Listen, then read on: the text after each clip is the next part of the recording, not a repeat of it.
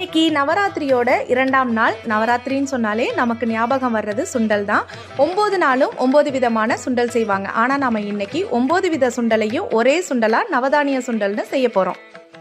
இந்த சுண்டல் செய்கிறதுக்கு ராஜ்மா, வெள்ளை கொண்டக்கடலை, பட்டாணி, கருப்பு கொண்டக்கடலை, கொள்ளு, வேர்க்கடலை இதை மட்டும் தனியாக ஊற வச்சுக்கோங்க.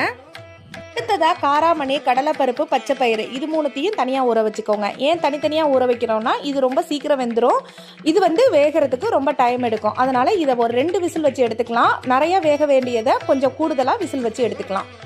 மிக்ஸி ஜாரில் தேங்காவையும் பச்சை மிளகாயும் ஒரு பல்ஸ் போட்டு எடுத்துக்கோங்க. அடுத்தது தாளிப்புக்கு கடுகு, சீரகம், காஞ்ச மிளகாய், பெருங்காயம், கருவேப்பிலை இது எல்லாம் சேர்த்ததுக்கு பிறகு நம்ம வேக வச்சிருக்க பருப்புகளையும் இதோட சேர்த்துக்கலாம். கொஞ்சம் மஞ்சத்தூள் இது எல்லாத்தையும் நல்லா கிளறி கொடுத்துருங்க. எல்லாத்தையும் நல்லா கிளறி கொடுத்ததுக்கு பிறகு ஒரு மிக்ஸி ஜாரில் தேங்காவும் பச்சை மிளகாயும் போட்டு ஒரு பல்ஸ் போட்டு எடுத்துருக்கோம். அதையும் இதோட நல்லா மிக்ஸ் பண்ணி கொடுத்துருங்க. அவ்வளோதான், சூப்பரான நவதானிய சுண்டல் ரெடி ஆகிட்டு. இதை நவரத்ன சுண்டல்னு கூட சொல்லலாம்.